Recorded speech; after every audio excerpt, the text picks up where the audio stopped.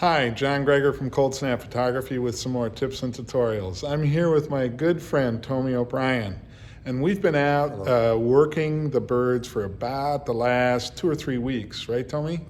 Yeah, we're having a great time. We're down in South Padre Island right now in Texas on the shores here at the South Padre Island Birding Center.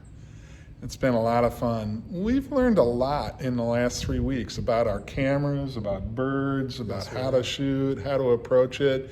And we thought we'd just take a couple minutes and sort of impart some of our words of wisdom for those people, especially who have thought about maybe taking up bird photography or are not as familiar with it. So we thought we'd start with the very basics.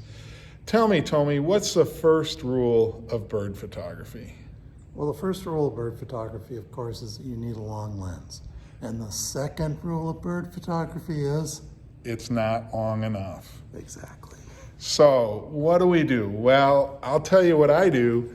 I take my 100 to 400, which is the longest lens I have, and then I put my 1.4 teleconverter on. What have you got, Tommy? Well, that's what I'm doing too. I shoot Canon. I've got a 100 to 400 and I've got a 1.4 teleextender on it.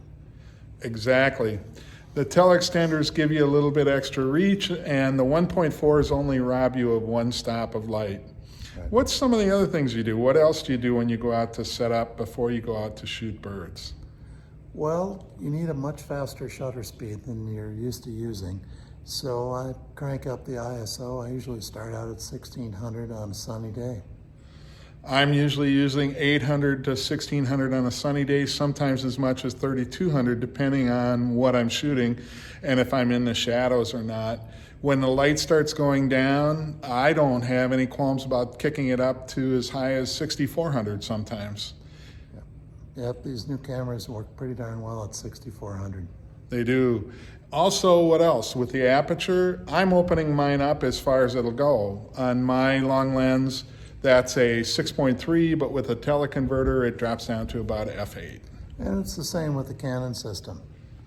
Yep. So fast shutter speed, wide open aperture, high ISOs.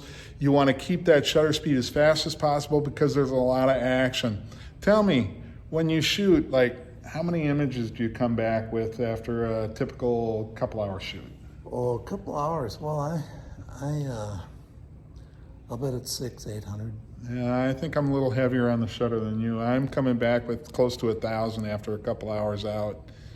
Yep, so you're gonna go through a lot of images and you're gonna throw away a lot. There's just no way around it. You end up tossing a lot of images out, but hopefully you get that one keeper that's just like the perfect bird shot. Yep.